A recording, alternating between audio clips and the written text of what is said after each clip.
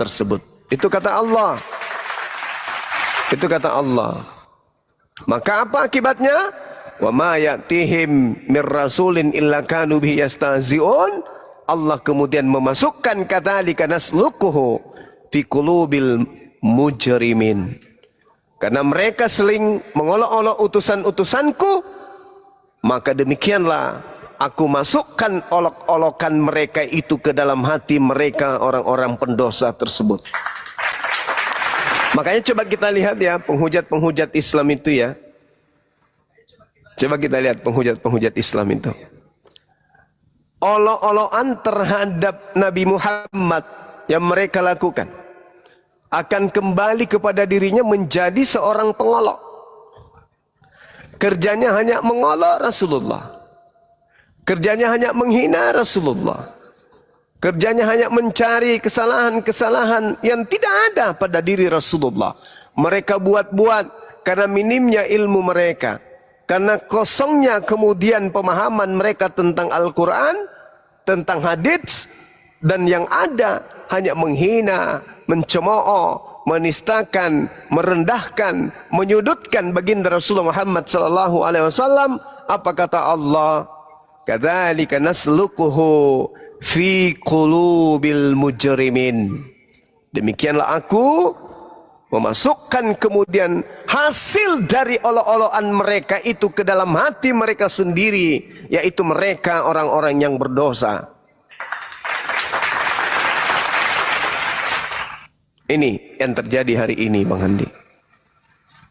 Tapi mereka ini adalah ya kafir yang beranak cucu, ya kerjanya hanya olo-olo tapi merasa berbahagia. Inilah pengaruh daripada iblis yang terkutuk. Kan iblis kerjanya memang begitu.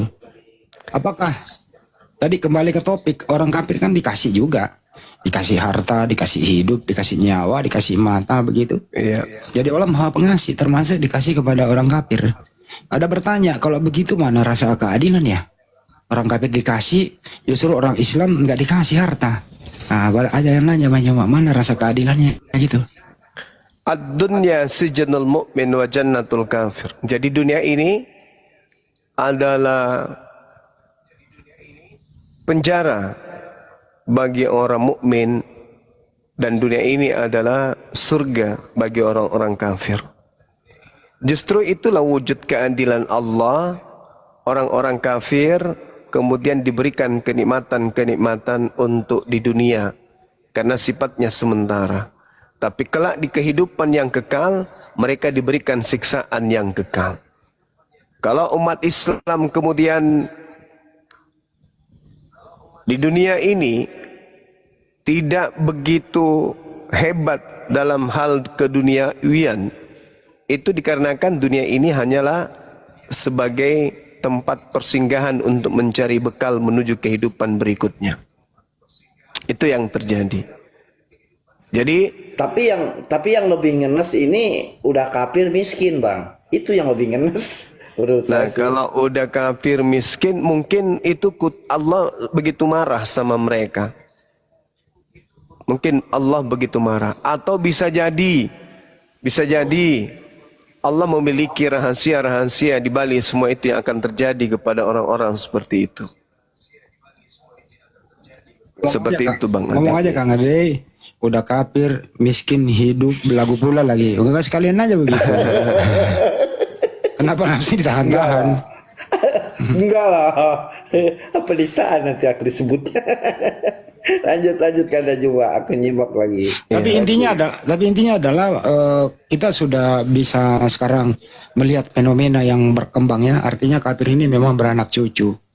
Ya kita lihat saja bagaimana mereka ini tidak senang dengan ajaran Islam, berbagai cara yang dia lakukan. Ya resikonya adalah di dunia ini akan bersenggolan dengan hukum. Belum lagi nanti di akhirat kelak kan gitu. Itu intinya sih topik hari ini. Ya banggalah menjadi seorang kafir, silakan mengolok-olok. Ya kami hanya menyampaikan, kalau nggak mau berhenti, ya beresiko untuk Anda sendiri. Itu sih Bang Juma. Ya, yang pada intinya kemudian adalah, ini secara garis besarnya ya teman-teman. Allah Subhanahu wa Ta'ala kemudian memberikan solusi di dalam kehidupan kita. Ada pada diri manusia itu kehendak bebas. Mau beriman silakan, mau kafir silakan. Kalau mau bebas hidup di dunia ini, jalannya adalah kafir. Di situ tak ada perintah. Wahai orang-orang kafir, berpuasalah sebagaimana orang-orang yang berpuasa sebelum kamu. Itu tak ada. Wahai orang-orang kafir, dirikanlah salat pada waktu petang. Itu tak ada. Wahai orang-orang kafir, ingatlah kepada Tuhanmu pada saat engkau duduk, berdiri. Itu tak ada. Orang-orang kafir bebas. Sedangkan yang diikat oleh Allah adalah orang-orang yang mau mengikat dirinya kepada akidah. Yang mau mengikat dirinya kepada aturan mainnya Tuhan. Apa itu? Mereka yang duduk memperkarakan kehidupannya, hubungannya dengan Allah dan manusia dengan landasan kitabullah Al-Quranul Karim. Mereka yang menjadikan Al-Quran sebagai pedoman hidup, kata Allah, alladzina yu'minuna bil ghaiba wa yuqimuna as-salah wa mimma razaqnahum yunfikun. Yaitu mereka yang beriman kepada yang gaib, melaksanakan salat, berinfak, dan mereka kemudian menyatakan hal-hal yang baik berupa rezeki kepada siapapun yang membutuhkan. Walladzina yu'minuna bima unzila ilaik wa ma unzila min qablik wa bil akhirati hum yuqinun. Dan mereka yang beriman kepada Al-Quran yang diturunkan kepada baginda Rasul Muhammad sallallahu alaihi wasallam dan kepada kitab yang telah diturunkan sebelum Rasulullah, dan mereka yakin akan adanya akhirat. Apa kata Allah? Ulaika ala hudam min rabbihim wa ulaika humul muflihun. Mereka lah yang mendapat petunjuk dari Tuhannya, dan mereka itu adalah orang-orang yang beruntung. Ini Islam, Bung. Ini Islam. Ketika kemudian mereka melakukan kesalahan, taubat. Mereka punya upaya sendiri untuk membersihkan diri mereka sendiri. Dengan cara apa? Menjalankan hukum Tuhan, menjalankan hukum Allah. Kembali kepada hukum Tuhan. Maka dosa akan dihapuskan. Jadi Allah didudukkan sebagai hakikat yang maha tinggi. Tidak pernah turun setengah, apalagi turun sampai level bawah menjadi mayat. Itu tak ada dalam konsep kebenaran Islam. Berbicara mengenai konsep Tuhan itu tak ada. Jadi keselamatan yang diberikan oleh Allah Subhanahu wa taala itu harus tertuntun, ya, terpimpin oleh Al-Qur'anul Karim yang didatangkan oleh pewahyuan melalui perantaraan Roh Kudus. Solusi terakhir dosa, taubat. Hanya itu. Jadi Tuhan itu tidak pernah kemudian datang menjadi Isa Al-Masih, nggak pernah. Tidak pernah datang menjadi putra Bunda Maryam, tidak pernah. Tidak pernah. Dan tidak akan pernah, sebab Tuhan pencipta langit dan bumi itu bukan makhluk dan tidak pernah berubah menjadi makhluk. Nah, jadi di Islam orang kafir adalah musuh Allah, dan musuh Allah ini kemudian pasti akan dibakar di dalam api neraka. Tapi kalau di luar Islam, musuh malah dikasihi.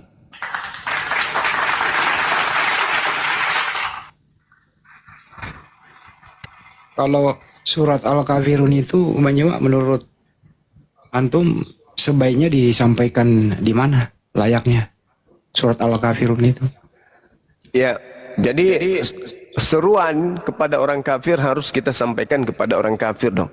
Masa iya saya sama Bang Handi, Bang Handi, kadia, sit down please, duduk. Ini saya mau mengatakan sesuatu. Apa itu? La a'budu ma ta'budun. Ini kan aneh. Ya kan? Kok jadinya ke Bang Handi larinya? Bang Handi kan bukan orang kafir. Kenapa ayat ini dibacakan ke Bang Handi? Yang nyata di sini siapa yang kafir antara saya dan Bang Handi? La a'budu ma ta'budun. Aku tidak akan menyembah apa yang kamu sembah. Kan lucu. Berarti salah satu di antara saya dengan Bang Handi ini ada yang kafir. Masya Allah. Iya kan? Iya. Berarti saya harus mengatakan apa kepada Bang Andi? Nah, jadi ayat ini, surah ini harus disampaikan kepada orang kafir. Wala antum abiduna ma a'bud. Dan kamu bukan penyembah apa yang aku sembah. Bang Andi keberatan. Kurang ajar Bang semua ini. Iya juga ya. Dia kebetulan Orang kafir. ada orang Kenapa kafirnya kau bang. mengatakan, Tuh. Ya lanjut dulu bang. kenapa kau mengatakan aku menyembah apa yang tidak kamu sembah dan kamu menyembah apa yang aku tidak sembah? Bang Andi, wala antum abiduna ma a'bud Bang Andi. Dan kamu bukan penyembah apa yang ku sembah. Wih, celaka ini. Aku dikafirkan dong.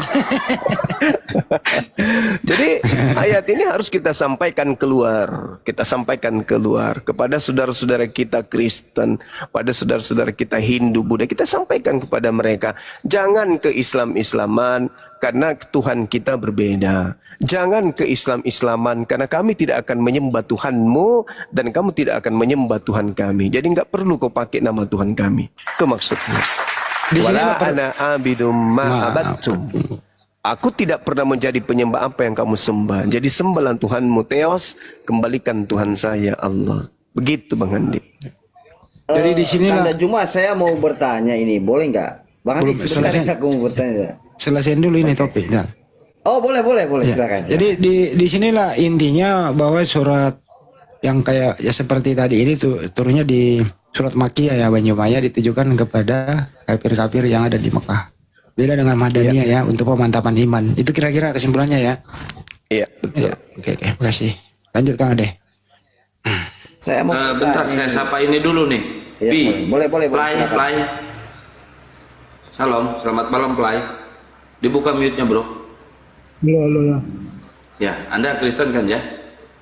Kristen. Ya, Anda udah menyimak tadi penjelasan dari Bang Juma. Lanjut aja dulu Bang, lanjut. Oh gitu. Oke, kalau gitu Bang Ade silakan. Anda nyimak dulu ya. Saya mau bertanya ini sama Kanda Juma ini. Kalau roh dengan arwah itu sesuatu yang sama atau beda, Mbak Kanda Juma? Gimana Bang? Roh dengan arwah. Waduh. Kita kan diberi pengetahuan tentang yang begitu yang hanya sedikit Kang Ade. Jangan terlalu dalam lah. Roh itu Enggak. bahasa Quran. Iya, kalau arwah, Kalau arwah itu kurasa bahasa kita itu. iya. Nah, mereka ini ketika saya menyampaikan, kamu menyembah kalau Tuhanmu arwah, mereka tersinggung. Tuhanku roh bukan arwah. Heran gitu loh. Bukan dan cuma padahal kan konteksnya sama kan. Nggak ada masalah kan kalau kok nggak mau gitu dikatakan menyembah arwah. Udah nyebrang lagi dah Kang Ade. Jangan nyebrang ah. Saya bertanya bukan penistaan. Bukan penistaan, saya bertanya. Gitu loh. Jadi kenapa kok marah kalau dikatakan menyembah arwah? Padahal kan konteks arwah itu kan bahasa Indonesia ya, bahasa Indonesia. Kalau bahasa Arabnya itu ruh kan. Tapi pengertiannya kan sama. Kan begitu. Tapi mereka itu malah marah ke saya. Dia katain apa? Kamu menyembah arwah sama dengan orang-orang Pada India. prinsipnya sama, hal goib semua nggak kelihatan. Pada prinsipnya sama. Di-simpulkan aja lah ya. Iya. Orang Oke. Indian merah itu yang di Amerika itu kan menyembah roh itu. Ya lanjutkan aja Mbak. Itu yang saya tahu sih. Silakan lanjut. Mau nanya bisa Bang Juma? Dari Islam apa Kristen dah Bang? Iya. Kristen Bang, Kristen. Oke, silakan Bang. Jadi kalau menurut Abang yang digantung salib itu kalau menurut Islam Gimana? yang menurut Abang kalau untuk Islam kalau digantung Tuhan Yesus itu berarti apa? Kalau di Al-Quran itu Nabi Isa alaihissalam tidak disalibkan, tapi yang disalib itu adalah orang yang diserupakan bagi Nabi Isa alaihissalam.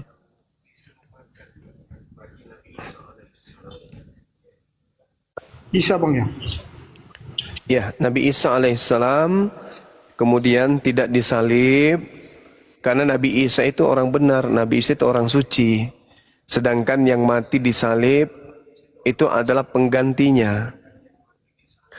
Nah, yang mau dihukum di sini bukan Nabi Isa, yang mau dihukum di sini adalah orang yang membuat tipu muslihat, orang yang membuat kemudian makar, orang yang menolak Nabi Isa alaihissalam. Itulah yang mau dihukum, bukan justru Nabi Isanya yang mau dihukum, tapi mereka yang menolak Nabi Isa lah yang mau dihukum. Sehingga bagi mereka Tuhan serupakan Nabi Isa itu. Apa hukumannya? Mereka bingung, mereka pusing, mereka berselisih paham tentang ini yang dibunuh ini siapa sih? Nah, itulah hukuman bagi mereka.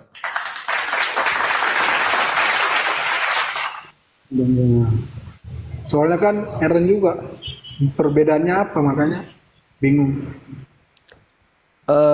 Jadi gini saudaraku, sebenarnya tentang penyaliban itu yang bermasalah hanya Islam dan Yudaism. Tak ada hubungannya dengan Kristen. Kristen itu hanya menerima hasil dari perselisihan antara Islam dan juga orang Yahudi kaitannya dengan cerita penyaliban tersebut. Jadi orang-orang yang bermasalah kaitannya di sini adalah orang yang mengimani Nabi Isa bermasalah dengan orang yang menolak Nabi Isa. Nabi Isa datang bukan ke Kristen, Nabi Isa datang kepada Bani Israel. Bani Israel menolaknya. Seperti itu adanya. Ketika Bani Israel menolak Nabi kami, Nabi Isa alaihissalam, mereka berupaya ingin membunuh Nabi kami, Nabi Isa alaihissalam. Tuhan kami kemudian menyelamatkan Nabi Isa alaihissalam ke langit. Selesai perkara.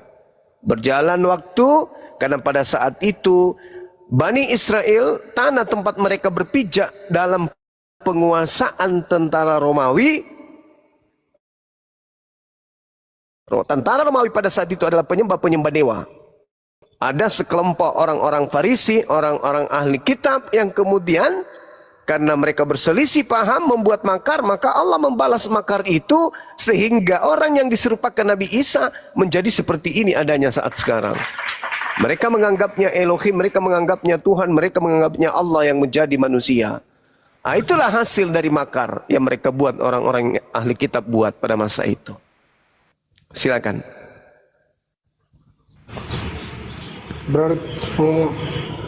Berarti Elohim itu sama kayak Yesus juga, Bang, ya?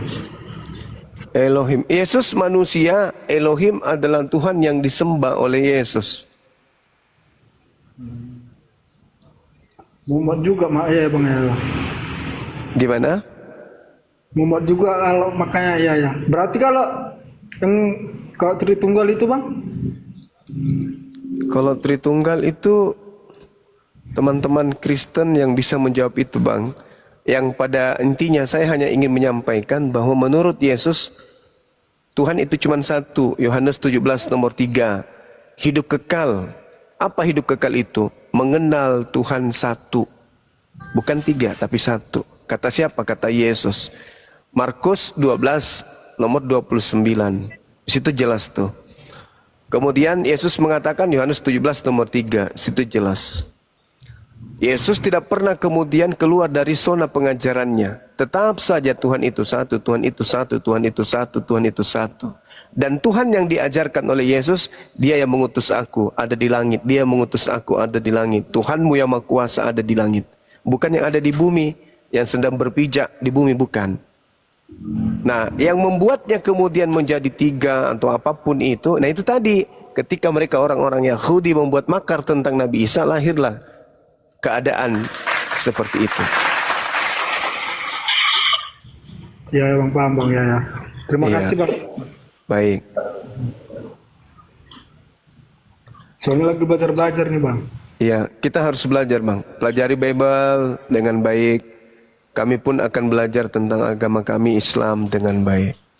Ya, Bang, siap. Ya. Ketika kemudian di Islam ya, di Islam Nabi Isa itu datang kemudian mengajarkan dirinya di tengah-tengah Bani Israel. Nabi Isa alaihissalam menerangkan ketika Allah menjelaskan wa yu'allimuhumul kitaba wal hikmah wat tarah wal injil. Dia Allah mengajarkan kepada nabinya Isa putra Maryam ketetapan, hikmat Taurat dan juga Injil. Itu yang dikatakan oleh Al-Quran. Nah, kemudian beliau yang diutus ini diutus kepada Bani Israel. Beliau yang diutus yaitu Nabi Isa alaihissalam mengatakan kepada Bani Israel, wa rasulan ila Bani Israel. Apa kata beliau Nabi Isa? Inni qad ji'tukum bi ayatin min rabbikum. Aku Nabi Isa telah datang kepadamu dengan sebuah tanda mukjizat dari Tuhanmu. Apa itu? Inni akhluqu lakum minat tin kahayati tayri fa anfukhu fi wa yakunu tayra biiznillah.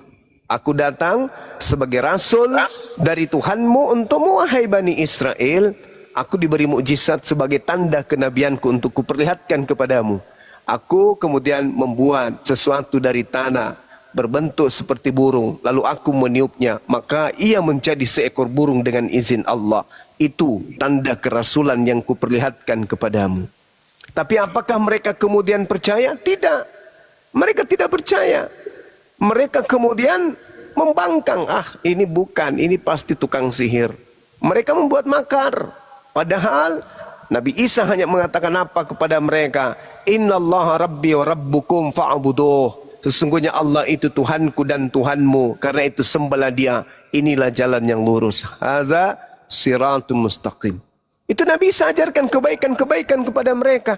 Nabi Isa tidak pernah mengajarkan sesuatu yang mungkar kepada mereka. Tapi apa kata Allah? Falamma ahassa Isa minhumul kufra qala man ansari ilallah qalal hawariyuna nahnu ansarullah amanna billah washhad bi anna muslimun. Ketika Nabi Isa kemudian merasakan sekelompok orang-orang ingkar kepada mereka, mereka ini ingkar kepada Nabi Isa, Nabi Isa kemudian berkata untuk memilih siapa yang menjadi setia dalam pengajarannya. Man ansari ilallah. Siapa yang akan menjadi penolong untuk menegakkan agama Allah? Maka sekelompok orang-orang yang disebut Hawariyun, mereka berkata, nahnu ansarullah, amanna billah. Kami semuanya penolong agama Allah. Kami beriman kepada Allah dan saksikanlah bahwa kami adalah orang-orang Muslim. Jadi sekelompok orang inilah yang kemudian menjadi penolong agama Allah. Tapi sebagian besar ingkar kepada Nabi Isa alaihissalam. Mereka yang ingkar inilah kemudian membuat makar. Mereka membuat makar. Ketika Nabi Isa memberikan sayembara, siapa di antara kalian wahai Bani Israel yang mau jadi pengikutku? Nih aku perlihatkan, aku membangkitkan orang mati. Orang lumpuh aku buat berjalan. Orang buta aku buat melihat. Ayo siapa yang percaya kepada aku, ikut samaku. Tapi ada sekelompok orang yang kemudian iri. Pembicaraan itu ngawur itu. Kau penyesat kau. Ngawur kau bicara kau. Mari kita buktikan apa yang saya sampaikan, boleh? Jangan diturunkan. Ini kekurangan kita, kalau ada penghujat langsung diturunkan. Biarin aja dia. Jadi yang nampak di permukaan itu Kristen baik-baik aja, yang jahat-jahat diumpetin. Iya, moderator itu dinaikin lagi ya, moderator. Nggak apa-apa. Sehingga yang Di-mute nampak aja. di Indonesia ini penghujat cuman Islam, karena teman-teman setiap ada penghujat langsung digolkan turun. Selama mereka tidak mengolok-olok ayat suci Al-Quran, hanya mengolok pribadi saya, lanjutkan. Menghina Nabi, ya, menghina Nabi kemudian sudah diingatkan, masih menghina lagi, diingatkan lagi. 3 kali diingatkan, tidak mau, turun. Nah, gitu. Bang, boleh dilanjut lagi bang? Soalnya coba lagi bang. Iya. Jadi Nabi Isa datang kepada Bani Israel. Siapa di antara kalian yang mau beriman? Aku ini Rasul yang diutus oleh Tuhanmu kepada kalian. Nih lihat nih. Aku bangkitkan orang mati dengan izin Allah Tuhanmu. Aku buat orang buta melihat. Orang lumpuh berjalan. Orang kena penyakit sampar pun kusembuhkan di hadapanmu. Orang yang kena kusta aku sembuhkan. dengan izin Allah. Aku beritahukan kepadamu apa yang kamu makan dan apa yang kamu simpan di rumahmu sebagai tanda mujizat bahwa aku tahu apa yang kalian sembunyikan. Sesungguhnya pada yang demikian itu terdapat suatu tanda kebenaran kenabianku, kerasulanku untuk kalian, jika kalian adalah orang-orang yang beriman. Aku, kata Nabi Isa, wa musaddiqan lima baina yadai minat Torah wa liuhilla lakum ba'dalladzi hurrima alaikum wa ji'tukum bi ayatin min rabbikum fattaqullaha wa ati'un. Dan sebagai seorang yang membenarkan kitab yang ada di tangan kalian, yaitu Torah yang datang sebelumku, dan agar aku menghalalkan bagi kamu sebagian apa yang diharamkan untukmu di dalam kitab Torah, dan aku datang kepadamu membawa satu tanda mujizat dari Tuhanmu. Karena itu bertakwalah kepada Allah saja dan taat jugalah kepadaku. Innallaha rabbi wa rabbukum fa'budu. Hadza siratul mustaqim. Sesungguhnya Allah yang telah mengutus aku itu adalah Tuhanmu, itu juga Tuhanku. Karena itu sembahlah Dia. Itulah jalan yang lurus. Tapi mereka kemudian ingkar. Nah, pada saat mereka ingkar, Nabi Isa membuat sayembara. Beliau membuat sayembara kemudian. Man ansari ilallah, wahai Bani Israel yang ada di sini, dengarkan, unzur, dengarkan. Apakah kalian ingin menjadi teman, menjadi penolong ajaran agama yang aku bawa? Sekelompok kemudian orang mengatakan, nahnu ansarullah, nahnu ansarullah, nahnu ansarullah. Kami ikut untuk menolong ajaranmu. Amanna billah, kami beriman kepada Allah, kepada Tuhan yang engkau ajarkan. Washhadu bi anna muslimun, dan kami bersaksi bahwa kami adalah orang-orang berserah diri kepadamu. Nah, sampai pada akhirnya apa sahabat-sahabat? Semakin banyak orang yang percaya kepada Nabi Isa alaihissalam, maka sekelompok orang yang ingkar tadi membuat tipu muslihat. Ini kalau Nabi Isa dibiarkan bahaya, karena dia berpengaruh, dia punya mujizat. Kalau kita biarkan kemudian, maka orang-orang yang menindas bangsa ini akan datang merampas tempat suci kita. Apa yang terjadi? Mereka membuat makar, mereka berupaya membuat supaya rencana supaya membunuh Nabi Isa alaihissalam. Nah, itulah. Ketika kemudian mereka berupaya membunuh, ketika berupaya membunuh Nabi Isa alaihissalam, Allah kemudian menolong nabinya. Tadi ini dinaikkan, bisa nggak nanya nih? Ya, silakan Bang. Pertanyaannya dua. Ya. Apakah Nabi Muhammad pernah bersyahadat? Jelas, beliau adalah orang yang... Tunggu. Nanti aja dijawab nanti. Jadi Muslim wajib mengimani Taurat. Yes. Apakah Nabi Muhammad menjalankan hukum Taurat? Taurat itu adalah hukum yang diajarkan oleh Allah kepada Nabi Musa dan kaumnya. Al-Quran surah Al-Araf ayat 144 sampai 145. Silakan. Isi Taurat itu jangan membunuh, jangan berzina, jangan berdusta, hormati ayah ibumu. Itu apakah dijalankan Nabi Muhammad? Sekali lagi saya katakan kepada saudara, itu hukum Taurat adalah isi perintah kepada Nabi Musa dan kaumnya. Mudah-mudahan Anda bisa mencerna jawaban saya. Mengimani berarti harus menjalankan, mengimani. Iman adalah percaya. Saya percaya bahwa Bill Clinton adalah presiden Amerika. Bukan berarti saya adalah penduduknya. Gini bro. Ya. Lu bilang isi Alkitab itu kan palsu. Saya kapan mengatakan isi Alkitab itu palsu? Kalian bilang isi Alkitab itu palsu. Kok kapan-kapan banyak tiap hari? Siapa ya yang pernah mengatakan isi Alkitab itu palsu? Oh, mungkin maksud saudara Bible itu bukan firman Tuhan, mungkin itu maksudnya. Kalau saya Bible yang kamu pegang itu bukan firman Tuhan. Itu kalau saya. Tapi saya tidak pernah mengatakan Alkitab itu palsu. Pegang bicaramu cuma. Ku pegang bicaramu. Iya, Kalau Alkitab bukan firman Tuhan. Pegang gini. Oke, baik. Jadi ya, mana yang mau saya luruskan dulu nih? Tunggu dulu. Kalau Alkitab, kalau Bible. Bentar, satu Jatonas dulu ya, sniper ya, diam dulu, jangan keroyokan, diam dulu. Tahu saya dari Satu gereja juga kita tanggapi, diam dulu. Silakan Jatonas. Silakan Bang. Gini. Iya. Jadi kalau Alkitab itu atau Bible itu palsu, atau nggak asli lagi, nggak ori lagi. Iya. Kenapa selalu isi Alkitab yang kamu bahas untuk mendukung argumenmu gitu? Bagus, pertanyaan yang sangat cantik. Al-Quran saya telah membahas Bible Anda dalam surah Al-Baqarah ayat 78 sampai 79.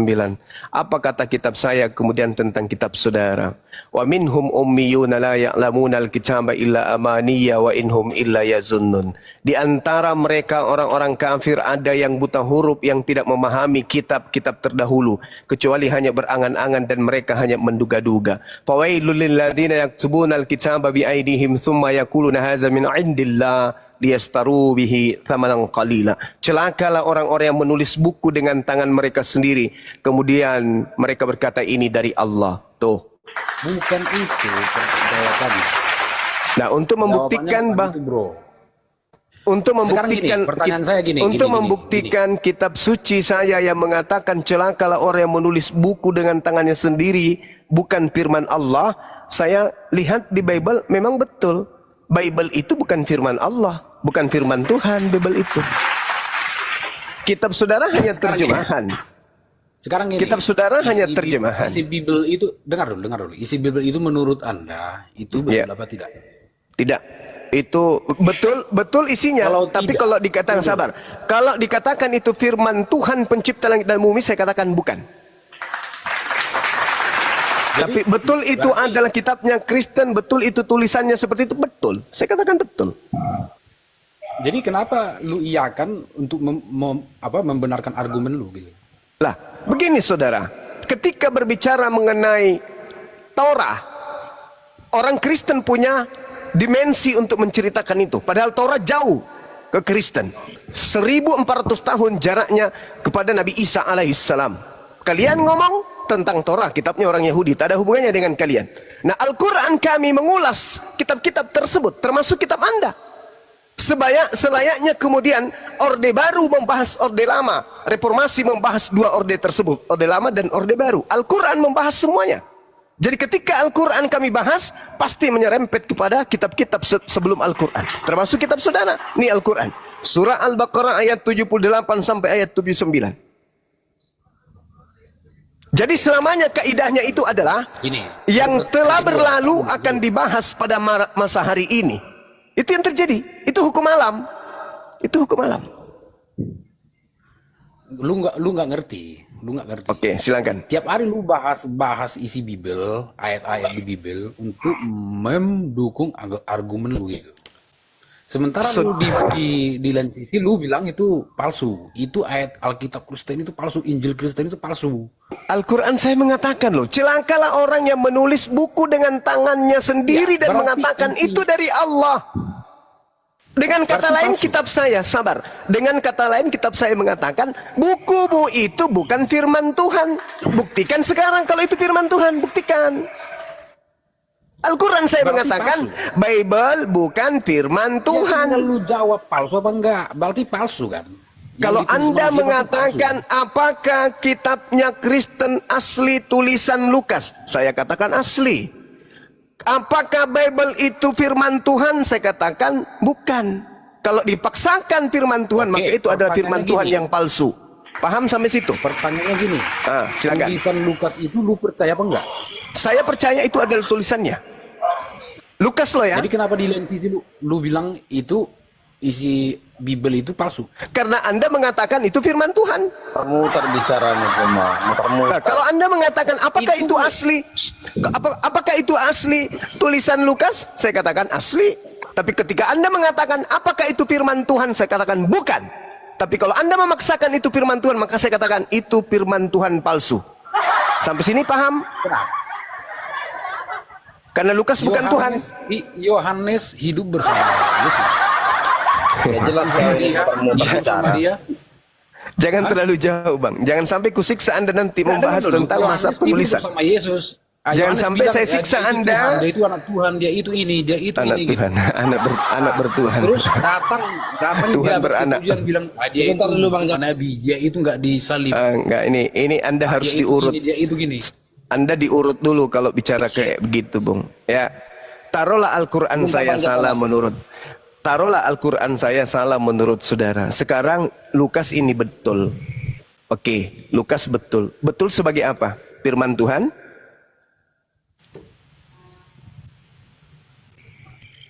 Firman Tuhan. Oke. Tuhan mana yang berfirman kepada Lukas? Bukan Lukas, Tuhan yang berfirman kepada Mulai. Lukas. Dia mencari Mulai ngaco. Anda mengatakan tulisan Lukas firman Tuhan. Tuhan mana yang berfirman kepada Lukas? ya Tuhannya orang Kristen lah. Siapa? Ya pengikut Yesus. Kenapa Tuhannya Kristen pengikut Yesus? Nah, mulai macet. Anda gagal membuktikan Lukas itu firman Tuhan. Anda selesai Al-Quran saya betul. Tuhan Oke, Al-Quran udah saya gantian betul. Jatonas gantian Oke, sama Anda Sniper. gagal Satu membuktikan lagi Lukas belum firman dijawab. Tuhan. Tadi kapan Muhammad? Udah diam dulu, gantian dulu sama Anda Sniper. gagal. Satu lagi Kitab Anda belum gagal, dijawab. Al-Quran Kapan saya benar mengatakan bahwa kitab Anda itu hanya tulisan manusia. Oke, maaf ya. Terima kebenaran itu. Sekarang giliranmu, saudara siapa Satu lagi namanya? jawab dulu. Kapan Muhammad? Diam dulu Jatonas, kuain diwawalan sambal cibiuk sih Bu. Sungut nak belekuk. Diam dulu. Sniper silakan. Habis ini Bang Jotanas nanti balik lagi. Silakan, saudara Sniper, silakan. Bentar dulu. Tari ngomong, Ntar dikasih bicaranya kesempatan, dari diam. Katanya tidak jelas. Silakan Bang, silakan. Nah, bukan diam. Sinyal dia merah guru. Merah. Lihat sinyalnya kena roh. Ini. Saudara mengatakan Al-Quran. Ya dengar dulu. Tadi perkataan si Juma ini mengatakan dari Al-Quran mengatakan kalau Alkitab itu bukan firman Tuhan. Tolong dulu jelaskan bahwasanya kalau ini Sinyalnya dia merah. Coba salibnya dipindahin ke kiri biar itu sinyalnya bisa bagus. dengar. Mending turun dulu bro, cari sinyal deh. Nah, tolong dulu jelaskan Juma. Ya, Kau jelaskan dulu bahwasanya kalau firman itu, kalau Alkitab itu bukan firman Tuhan. oke, baik. Firman Tuhan itu tidak bisa dikoreksi oleh ciptaan, oleh manusia. Sepintar apapun manusia tidak akan pernah bisa mengoreksi firman Tuhan. Tidak ada kekuatan di atas muka bumi ini yang bisa merevisi firman Tuhan. Firman Tuhan adalah suatu ketetapan mutlak absolut yang tidak bisa diganggu-gugat oleh makhluk. Sedangkan kitabmu dikoreksi, direvisi. Itu bukti akurat kitabmu bukan firman Tuhan. Selesai.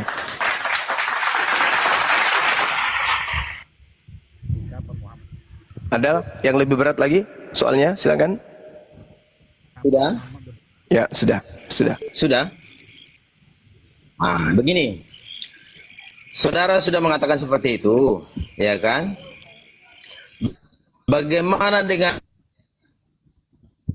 Al-Qur'anmu? Apakah langsung Al-Quran itu disampaikan kepada Nabi Muhammad atau itu Al-Quran ditulis apa tidak? Oke, baik. Al-Quranul Karim kemudian menyatakan dirinya bahwa Al-Quran ini diturunkan oleh Allah, diwahyukan oleh Allah, dan kemudian Allah menjamin untuk memeliharanya. Inna nahnu nazzalna zikra wa inna lahu lahafizun. Sesungguhnya aku yang menurunkan Al-Quran dan aku pasti akan memeliharanya. Alhamdulillah, Al-Quran diwahyukan kepada baginda Rasulullah Muhammad sallallahu alaihi wasallam 1400 tahun tidak pernah berubah sedikit pun. Itu bukti. Itu bukti. Oke. Oke. Ada lagi? Kalau memang betul Al-Quran tidak pernah berubah, dengar dulu. Kalau memang betul Al-Quran tidak pernah berubah, dan wahyu langsung dari Allah yang kamu sebutkan itu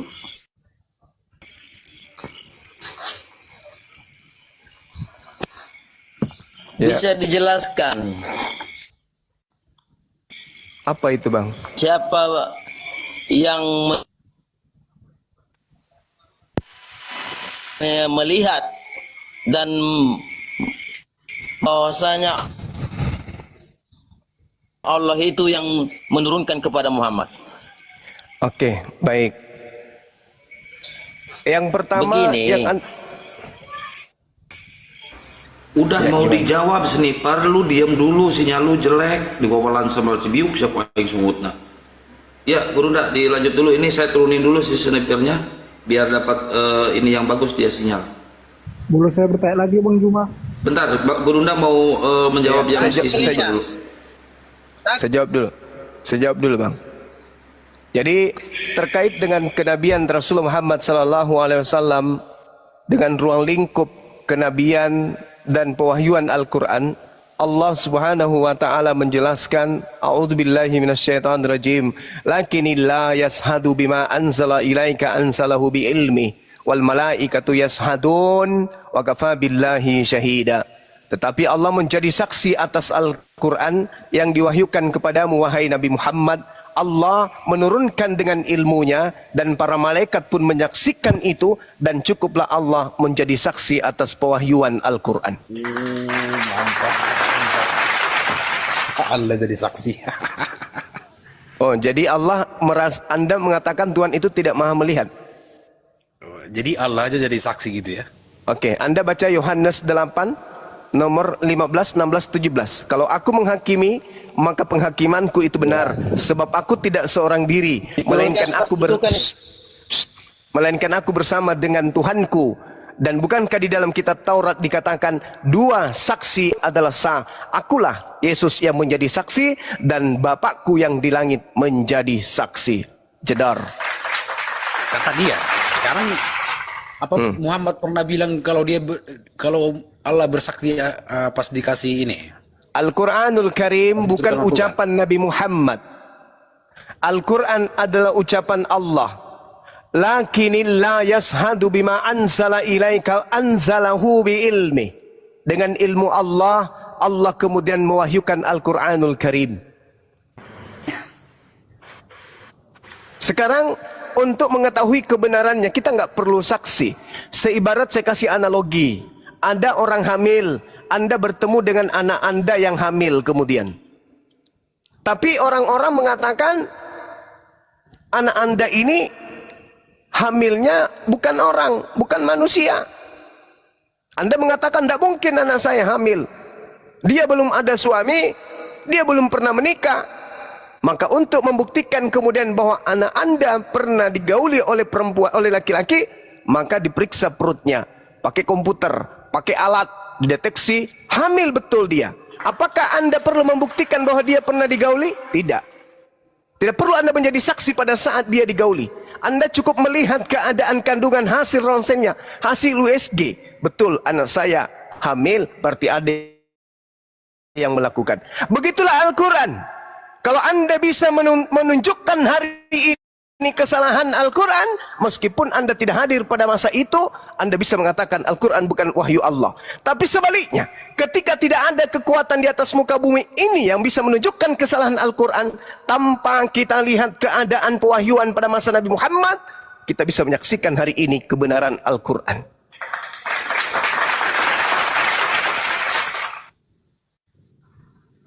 Bagaimana dengan Bible? Siapa yang melihat Tuhan berfirman kepada Lukas? Siapa yang mengatakan Tuhan berfirman kepada Lukas? Di mana Tuhan berkata, aku berfirman kepada Lukas, aku yang mewahyukan kitab Lukas kepada Lukas? Ada? Bandingkan dengan Al-Quran. Lakinillah yashhadu bima anzala ilaika anzalahu biilmih. Subhanallah. Dan satu hal, ini saya titip buat teman-teman. Terjemahan itu bukan firman Tuhan. Terjemahan itu adalah upaya manusia untuk mengetahui isi daripada original teks sebelumnya. Kenapa Bible itu bisa direvisi? Kenapa Bible itu bisa dikoreksi? Karena Bible itu bukan firman Tuhan. Kenapa Al-Quran tidak bisa Pertanyaanku satu lagi dikoreksi? belum dijawab Kenapa dari tadi. Al-Quran tidak bisa direvisi? Karena Al-Quran itu adalah firman Tuhan. Terjemahannya silakan direvisi. Terjemahannya silakan diobok-obok. Terjemahannya silakan Anda ganti bahasanya menjadi bahasa daerah, bahasa internasional. Tapi bahasa Tuhannya tidak akan pernah Anda bisa sentuh. Bukti bahwa pertanyaan Al-Quran gua belum adalah wahyu dijawab. Allah. Silakan. Pertanyaan gue belum dijawab. Tadi kapan Nabi Muhammad syahadat? Nabi Muhammad ketika kemudian menerima perintah salat, beliau mempersaksikan la ilaha illallah dan mempersaksikan dirinya sebagai Rasulullah. Dia Di bersaksi mana tertulis itu? setiap dia salat, sallu kama ra'aitumuni usalli. Di mana Setiap dia ayatnya sholat, Muhammad bersyahadat? Muhammadar Rasulullah, la ilaha illallah. Itu adalah bacaan yang sangat lumrah di dalam Al-Quran. Persaksian Nabi Muhammad di Al-Quran?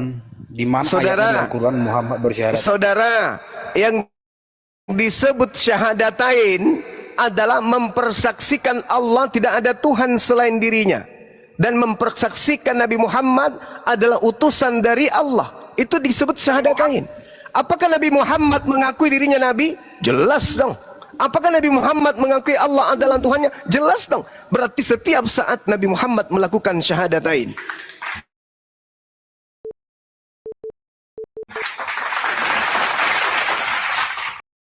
La ilaha illallah wa asyhadu anna Muhammadar Rasulullah. Itu salatnya, itu tahiyatnya Nabi Muhammad.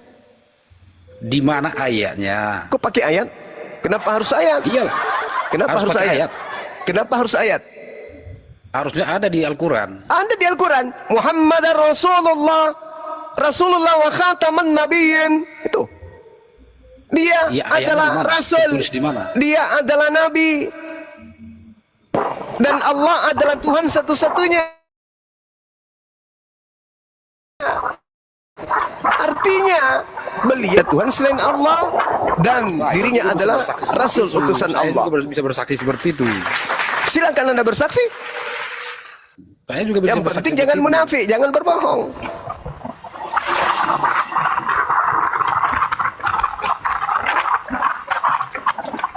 Ini ada yang noise, moderator gercep dong. Intinya nggak bisa dijawab ya. Inti apanya? Rasulullah Shallallahu Alaihi Wasallam Di mana bersabda, tertulis? Islam dibangun di atas lima Cukup. Sekarang bersaksi Anda- bahwa tidak ada Tuhan selain Allah dan bahwa Muhammad adalah utusan Allah. Kitab Iman bab 1 Udah. ya Kenapa dalam diturunkan? Sahih Bukhari nomor 8. Dari Ibnu Umar radhiyallahu Dan anhu diminta ayat Rasulullah Al-Quran. bersabda, Islam dibangun di atas 5 prinsip berikut, yakni bersaksi bahwa tidak ada Tuhan selain Allah dan bahwa Muhammad adalah utusan Allah. Ini Rasulullah sendiri yang ngomong. Wallahu alam bisawab. Lanjut, Kanda Juma, saya hanya membantu menjawab. Lanjut. kenapa tadi diturunkan itu? Apa dia turun sendiri? Ya, Nggak ada yang nurunin. lanjut ke Playwit. Playwit, silakan. Halo. Ya, silakan lanjut. Berarti Bang, kalau kita berpindah keyakinan, apakah dosa kita dihapuskan Bang? Ya, betul. Dihapuskan secara apa itu Bang? Allah menghapuskan dosa-dosa.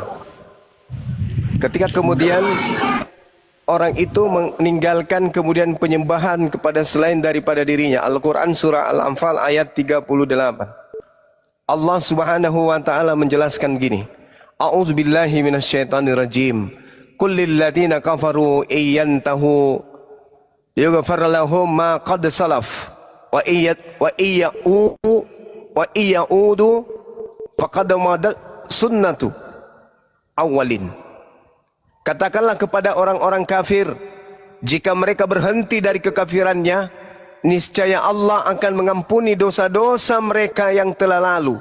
Dan jika mereka kembali lagi memerangi Nabi, sungguh berlaku kepada mereka sunnah terhadap orang-orang dahulu, yaitu mereka yang dibinasakan.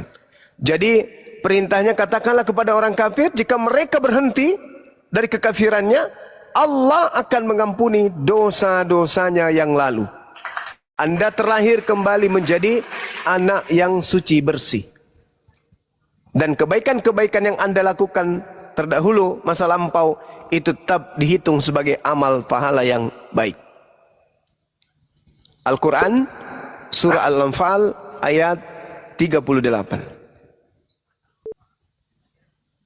Jadi kalau hari ini, malam ini Anda bersyahadat, dosa-dosa Anda bersih sebersih-bersihnya.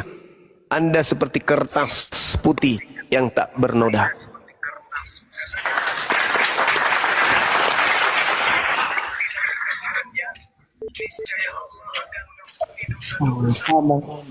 Ya. Lagi bang, mau ditanya bang?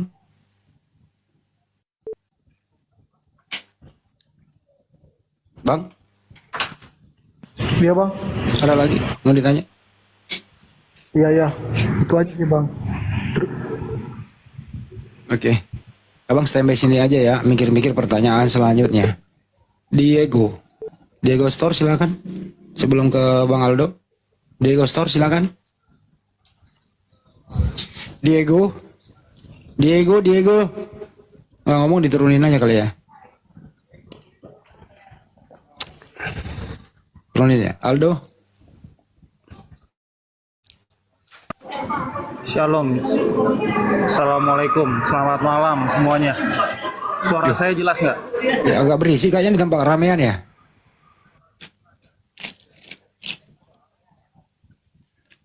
Tempat keramaian kayaknya.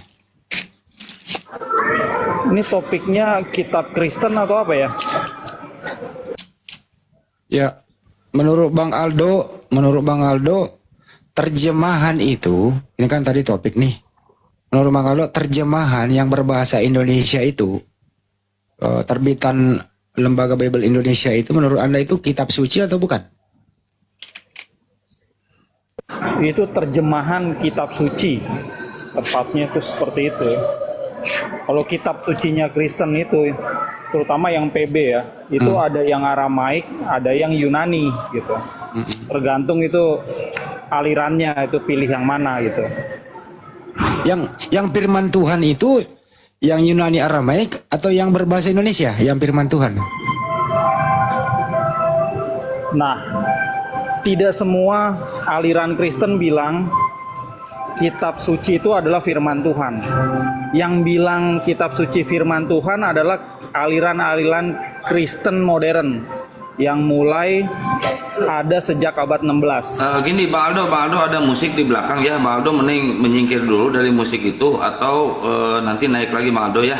Bukannya kita ini ya, soalnya kita lagi live di YouTube ya. Mohon maaf ya Bang Aldo. Tapi jangan itu dulu, tapi statementnya bagus loh ya, Bang Aldo. Mending diam dulu di sini tapi harus menjauh dari musik. Ke yang lain dulu aja Bang Aldo. Ya, gimana tanggapannya tuh Manjema? Ada poinnya kan dari Aldo? Manjema silakan. Iya. Ambigu sih saya dengarnya ya. Karena kalau dikatakan firman Tuhan itu ya tidak boleh bercampur. Firman Tuhan itu harus yang diterima oleh nabi. Siapa nabi yang diutus pada masa itu menerima firman tersebut, bahasa itulah yang harus digunakan kemudian. Bahasa yang digunakan dalam proses pewahyuan itulah yang firman Tuhan. Kalau terjemahannya itu sudah bukan firman Tuhan lagi. Septuaginta itu bukan firman Tuhan lagi. Bahasa Indonesia itu bukan firman Tuhan lagi. Selain dari bahasa yang diterima oleh nabi-nabi Bani Israel, itu bukan firman Tuhan, itu hanya terjemahan. Terjemahan itu adalah upaya manusia untuk kemudian mengumpulkan kekuatan dalam perspektif pendalaman terhadap kalam Tuhan di dalam menerjemahkan. Jadi terjemahan itu adalah upaya manusia untuk mengetahui apa isi kandungan daripada firman Tuhan. Begitu juga perjanjian baru itu bukan firman Tuhan. Perjanjian baru itu adalah upaya para pewarta untuk mengumpulkan berita-berita yang terjadi tentang Nabi Tuhan dan umatnya dan hubungannya dengan Tuhannya. Seperti Lukas, Markus, Matius, Yohanes itu bukan firman Tuhan. Itu adalah tulisan manusia biasa yang Yesus pun tak kenal. Kemudian dalam bahasa Yunani dan tidak ada Yesus pernah bersabda dalam bahasa Yunani. Sehingga saya katakan bahwa yang ada di Indonesia ini bisa direvisi, bisa kemudian dikoreksi, itu disebabkan karena itu bukan firman Tuhan. Demikian Bang Andi. Kita sambut dulu yang baru naik ya. Bang Aldo ya udah sepi, silakan Bang Aldo, udah sepi. Ya, saya mau tambahkan informasi tentang kitab Kristen ya. Jadi sekali lagi, tidak semua aliran Kristen bilang kitab sucinya adalah firman Tuhan. Kekristenan Assyria kami yang membuat kitab suci dalam bahasa Aramaik itu, kami tidak pernah bilang ini adalah ini adalah firman Tuhan. Ya, dan di dalamnya ini saya coba tambahin lagi informasi yang bagus ya. Tidak ada kata nabi, tidak ada kata Allah di situ. Kalau diterjemahkan pun ke dalam bahasa Indonesia, tidak ada kata Allah, tidak ada kata nabi. Ya, nabi itu ya kalau dilihat di KBBI, artinya adalah orang pilihan Allah SWT untuk menerima firman-Nya. Nah, di dalam kitab suci kami, Allah itu tidak ada. Oleh karena itu tokoh-tokoh di dalamnya itu bukan nabi.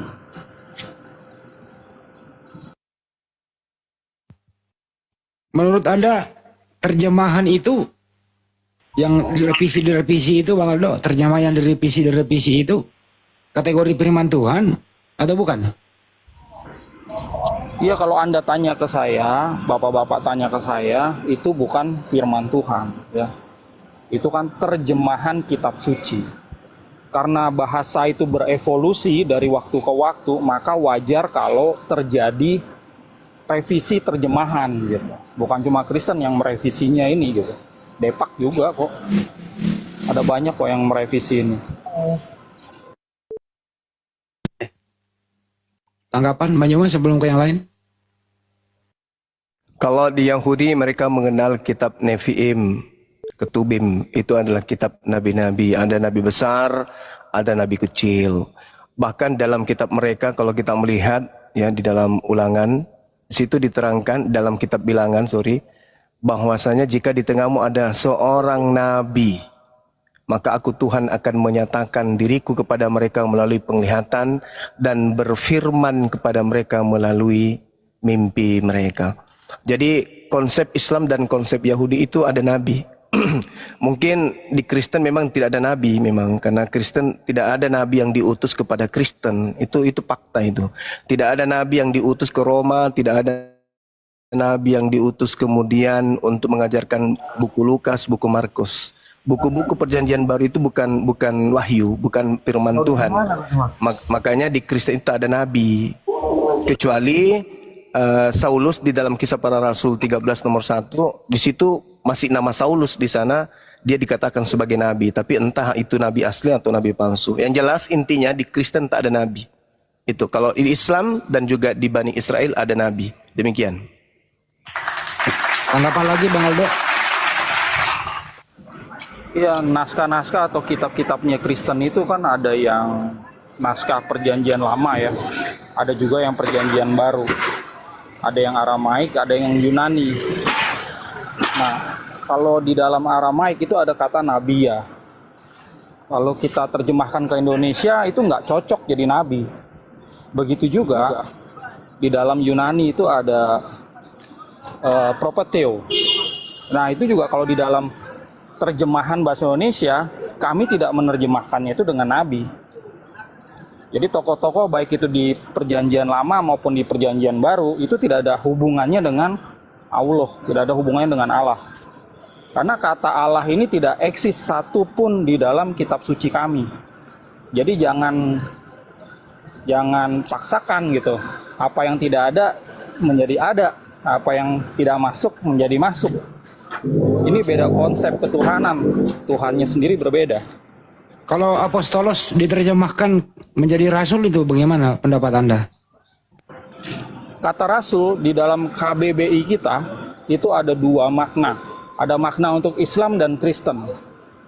Jadi sebenarnya bagi penerjemah Kristen yang mau mencantumkan nama itu oke-oke saja. Tapi dalam terjemahan kami ya, Pesita ke dalam bahasa Indonesia, kami cenderung untuk menghindarinya supaya tidak ada konflik ini sama teman-teman muslim. Jadi cukup diganti dengan utusan, that's it. Ya nggak masalah. Makasih. Tanggapan banyak Pak? Ya, jadi Al-Quranul Karim menjelaskan bahwa Tuhan itu mengutus nabinya, mengutus rasulnya dengan menggunakan bahasa kaum, di mana nabi itu diutus oleh Tuhan. Itu dulu. Sehingga ketika orang Kristen kemudian mencari nama Allah di dalam bahasa Ibrani, ya itu memang nggak ada. Sedemikian juga kemudian tidak ada Theos di dalam bahasa Ibrani. Sedangkan Tuhannya Kristen ini kan Theos, gitu kan ya? Karena Kristen ini kan penganut agama yang menggunakan buku dalam bahasa Septuaginta, di mana Septuaginta dari kitab-kitab Tanakh ini itu bukan kitabnya orang Kristen. Kristen sekte apapun, mau sekte ortodoks atau apapun, itu bukan kitabnya. Jadi itu kitabnya orang Yahudi yang diterjemahkan kemudian di abad ketiga sebelum Masehi kepada orang-orang Yahudi yang tinggal di tengah-tengah orang asing. Nah, sedangkan pada abad keempat barulah diambil terjemahan Septuaginta ini, dikawinkan dengan perjanjian baru kitabnya orang Kristen. Baru orang Kristen menggunakan kitabnya orang Yahudi. Sedangkan kalau kita berbicara mengenai Tuhan, orang Yahudi memiliki gelar-gelar Tuhan. Elohim misalnya, Elion, Elohe, El Olam, El Eroi, El Shaddai, Emmanuel, Eyezer, Ehye, dan seterusnya. Shebaot, Rafa, Nisi, Mikadiskem, kemudian Zekenu, Shama, Shalom, Shebaot, dan seterusnya. Itu sama gelar-gelar Tuhan di dalam ajaran agama Islam yang dikenal dengan Asmaul Husna, seperti Ar-Rahman, Ar-Rahim, Al-Malik, Al-Qudus, As-Salam, Al-Mu'min, Al-Muhaimin. Nah, di Kristen tak ada yang kayak gini. Semua gelar-gelar Tuhan di dalam bahasa Ibrani itu ketika masuk ke dalam kitabnya orang Kristen menjadi Theos semua. Karena sejatinya kitab itu bukan diutus untuk orang Kristen. Perjanjian lama itu tidak ada hubungannya dengan Kristen. Eloah, Elohim, Adonai, Yotefafe atau Hashem, El Shaddai, Sefaot, itu nggak ada hubungannya dengan orang Kristen. Makanya ketika orang Kristen mengambil kemudian kitabnya orang Yahudi, semua gelar Tuhan itu mereka kemas menjadi dewa, Theos. Makanya kalau ada orang mencari nama Allah di dalam kitab Tanakh Ibrani, itu orang linglung. Orang perlu belajar lagi. Ya, karena memang Allah tidak menyatakan diri dalam bahasa yang digunakan oleh Rasulullah kepada Nabi Musa, Abraham, Ishak, dan Yakub. Al-Quran sendiri mengatakan itu. Aku tidak mengutus satu kaum Rasul pun kepada satu kaum kecuali menggunakan bahasa kaumnya. Ya, Nabi Musa memperkenalkan diri. Tuhan memperkenalkan diri dalam bahasa Ibrani. Ya sudah pasti tidak sama bahasa yang digunakan oleh Nabi Muhammad SAW. Seibarat orang Barat mengatakan pisang itu banana, tapi objeknya adalah pisang. Orang Indonesia banana itu adalah pisang, tapi objeknya adalah satu, sama. Nah, jadi kalau hanya mempermasalahkan Tuhan kami bukan Allah SWT, ya memang bukan, karena Tuhannya orang Kristen itu dewa, Theos namanya. Gitu, Bang Handi. Bang Handi izin tanya boleh nggak ke Bang Aldo? Sedikit aja. Boleh saya tanggapi? Enggak, saya mau nanya dulu ke Bang Aldo. Boleh ya? Habis ini Bang Seno. Ya. Oh, oke, Ya. siap.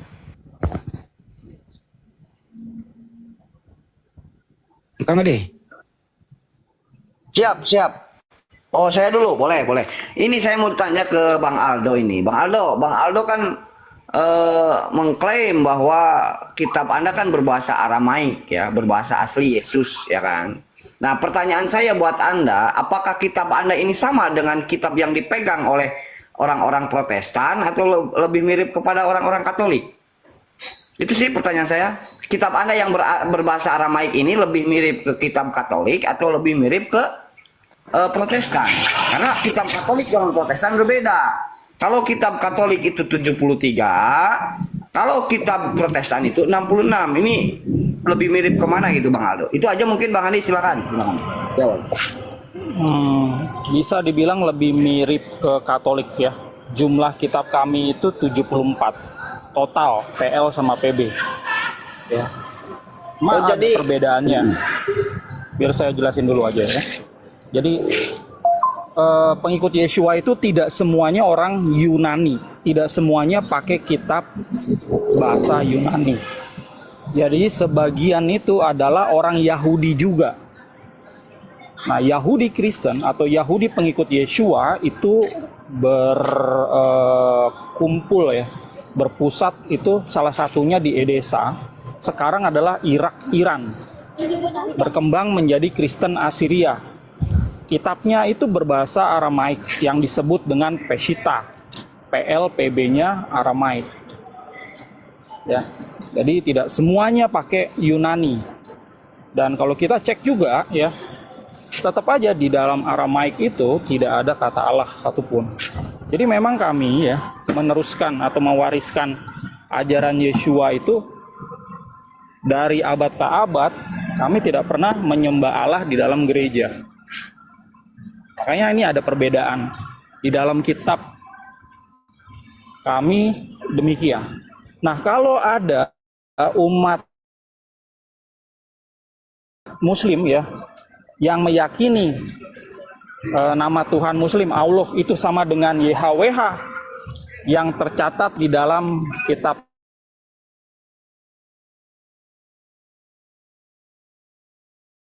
Yahudi ya terserah gitu ya, itu saya hormati. Tapi nggak semua Muslim saya perhatikan itu setuju kalau YHWH adalah Allah ini.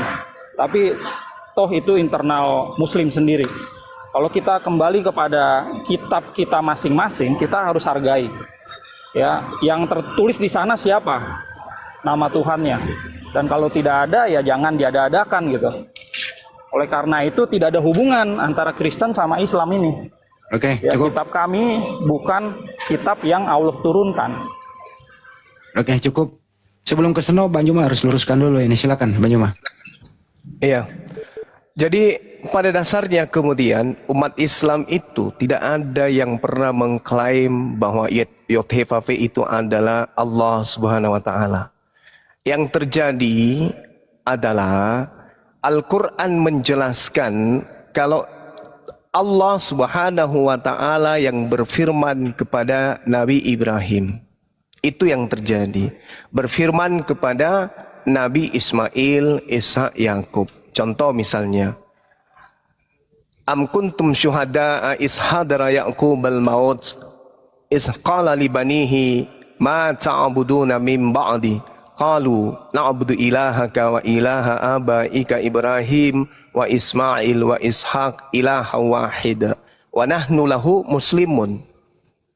Di Al-Quran diterangkan bahwa sembahan Ibrahim, Ismail, Ishak itu adalah sembahan yang satu yang disembah oleh Nabi Muhammad SAW yang disebut hakikat maha suci lagi maha tinggi. Itu dulu yang perlu diperhatikan. Jadi tidak ada kemudian orang Islam atau buku-buku Islam atau literasi Islam yang menyamakan antara Yod-Heh-Vav dengan Allah, itu tak ada.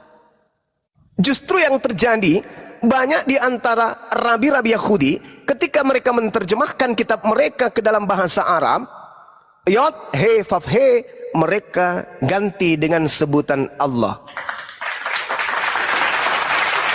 Itu tidak bisa dipungkiri karena itu fakta di lapangan. Artinya bukan Islam yang menyamakan, tapi mereka yang menyamakan karena mereka menganggap bahwa sembahan umat Islam itu maha suci, maha tinggi. Sebagaimana di kitab mereka Yesaya 5:16, Tuhan itu maha tinggi, maha suci. Tuhan mereka tidak serupa dengan manusia. Tuhannya umat Islam juga laisa kamitslihi syai', tidak serupa manusia. Tuhan umat Islam itu ahad, Tuhan mereka juga ahad. Sehingga mereka yang menerjemahkan kitab mereka Yod-Heh-Vav Hasem Adonai, kemudian mereka pakai kata Allah ini. Jadi tak ada umat Islam yang menyamakan. Tapi ketika berbicara, wahai umat Islam, apakah engkau menyembah Tuhannya Abraham, Ishak dan Yakub? Kami katakan ya. Tetapi tidak berlandaskan kepada kitab-kitab terdahulu, melainkan berlandaskan kepada Al-Quranul semata-mata, Al-Quranul Karim semata-mata. Tidak ke perjanjian lama, tidak ke perjanjian baru.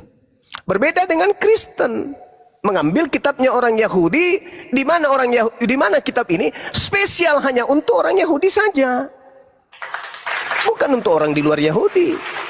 Ini hanya untuk orang Yahudi yang punya. Keturunan Yakub aja yang punya perjanjian lama, perjanjian baru itu, yang kemudian dirubah oleh Kristen menjadi perjanjian lama. Sebenarnya kitabnya orang Yahudi berupa Torah itu perjanjian baru untuk Bani Israel. Sorry, saya harus off ya karena ada kegiatan. Enggak ada. Silakan dilanjutkan. Enggak ada closing statement. Sedangkan kemudian sakit kupingmu kan, masih mau menghujat Tuhan saya. Ini saudara Aldo ini kalau tidak ada saya paling pintar menghujat Allah. Makanya kau dapat batunya sedikit aja. Entar lu sini. Jadi saudara Aldo lain kali hati-hati kalau bernarasi di tempatmu ya. Kamu akan ketemu Bang Zuma, pasti kupingmu panas. Sabar dulu saudara, sabar. Kitabnya orang Yahudi itu bukan kitabnya Kristen. Kalau kamu takut saya tanggapi. Ya sudah, silakan. Nah, kamu mengatakan Ibrahim itu sama dengan Abraham. Tolong jelaskan siapa nama ayah Ibrahim di Al-Quran dan siapa nama Abraham di Alkitab. Oke, baik. Memang ada penyebutan kata yang berbeda antara tradisi Al-Quran, antara tradisi Islam dengan tradisi Yahudi, penyebutan ayah daripada Abraham. Anggaplah tidak sama, tak masalah. Sekarang Abraham yang ada di dalam perjanjian baru dan Abraham yang ada di perjanjian lama apa sama? Silakan Anda jawab. Saya tanya, tolong dijawab. Apakah saya sudah jawab. Saya sudah jawab. Apakah saya sudah jawab. Tidak sama ya. Saya ya oke. Tidak sama. Oke, anggaplah tidak sama. Anggaplah tidak sama. Sekarang giliran kamu menjawab. Apakah sama antara Abraham di perjanjian lama dengan Abraham yang ada di perjanjian baru? Silakan. Kok Jangan di-mute? Silakan. Bentar. Nah, kamu mengklaim tadi bahwa ya orang Israel itu atau orang Yahudi menerjemahkan Al-Quran, Alkitab mereka, kitab Taurat mereka ke dalam bahasa Arab, ya.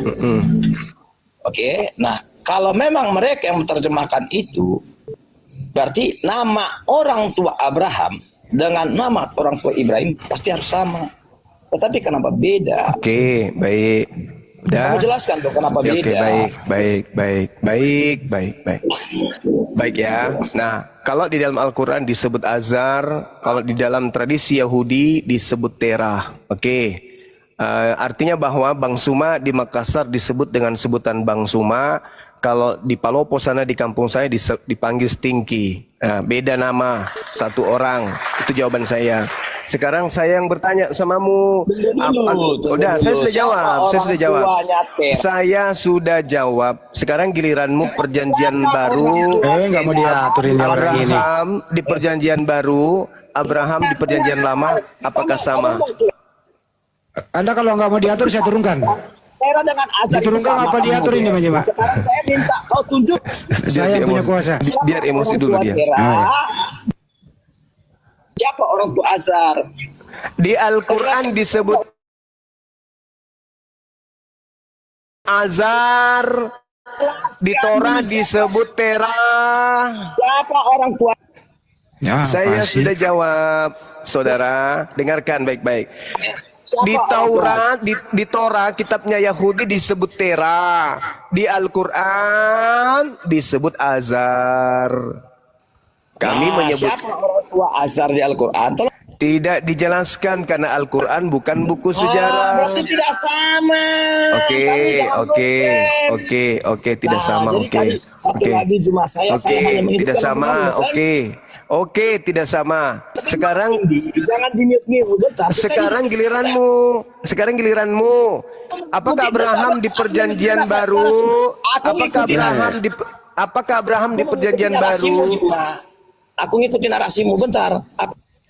Nih, Bang ini kodok. Udah. Saya tanggung jawab. Kodok dia jangan ngobrol, nggak mau diatur. Saya yang turunkan, saya tanggung jawab. Saya dari tadi moderator loh di sini, kau nggak hormati. Aduh, kasihan. Beliau itu pingin kali merusak akidah Islam, tapi nggak bisa, Bung. Mau kayak mana lagi? Apa kata Allah dalam Al-Quran? Dengarkan baik-baik. Iz qala lahu rabbuhu aslim qala aslamtu li rabbil alamin. Mari kita cari. Apakah Abraham ketika di dalam kitabnya orang Yahudi pernah kemudian membangkang pada perintah Tuhan? Itu dulu poinnya. Kalau tidak pernah, berarti ayat suci Al-Quran ini masih sejalan. Berarti kitab perjanjian lama, perjanjian baru milik orang Yahudi masih bisa, ya, seirama dengan Al-Quran. Iz qala lahu rabbuhu aslim qala aslamtu li rabbil alamin. Abraham kemudian ketika diperintahkan oleh Allah, berserah dirilah wahai Ibrahim. Ibrahim kemudian mengatakan, aslamtu li rabbil alamin. Aku berserah diri kepada Tuhan seluruh alam semesta. Berarti masih sejalan. Oke. Lalu kemudian Al-Quran mengatakan apa? Wa wassa biha Ibrahimu banihi wa Ya'qub. Ya baniya innallaha astafa lakumuddin fala tamutunna illa wa antum muslimun. Dan Ibrahim mewasiatkan perkataan-perkataan itu yang tentang berserah diri kepada Allah, kepada anak-anaknya. Demikian juga Nabi Yakub menyatakan kepada anak-anaknya, wahai anak-anakku, ya baniya innallaha astafa lakumuddin. Sesungguhnya Allah telah memilih jalan ini untukmu, maka janganlah kamu mati kecuali dalam keadaan muslim. Apakah ada tertuang di dalam kitabnya Yahudi? Ada. Di mana tertulis? Kejadian 17 nomor 7. Lalu Al-Quran mengatakan apa? Am kuntum syuhada'a is hadara Ya'qubal maut iz qala li banihi ma ta'buduna min ba'dih qalu na'budu ilahaka wa ilaha abaika Ibrahim wa Ismail wa Ishaq ilahan wahida wa nahnu lahu muslimun. Apakah kamu menjadi saksi saat kemudian maut menjemput Yakub ketika ia berkata kepada anak-anaknya, apa yang kamu sembah sepeninggalku? Mereka menjawab, kami akan menyembah Tuhanmu dan Tuhan nenek moyangmu Ibrahim, Ismail dan Ishak, yaitu Tuhan yang Maha Esa, dan kami hanya berserah diri kepadanya. Apakah ini ada di dalam Bible, di kitabnya orang Yahudi? Ada. Semua kemudian keturunan Abraham diceritakan dalam Kejadian 49 itu menyembah hanya kepada Allah. Menyembah kepada siapa? Rabbus samawati wal ar, yang dikatakan dalam Al-Quranul Karim, aslamtu li rabbil alamin. Adakah mereka kemudian menyembah anak Maria?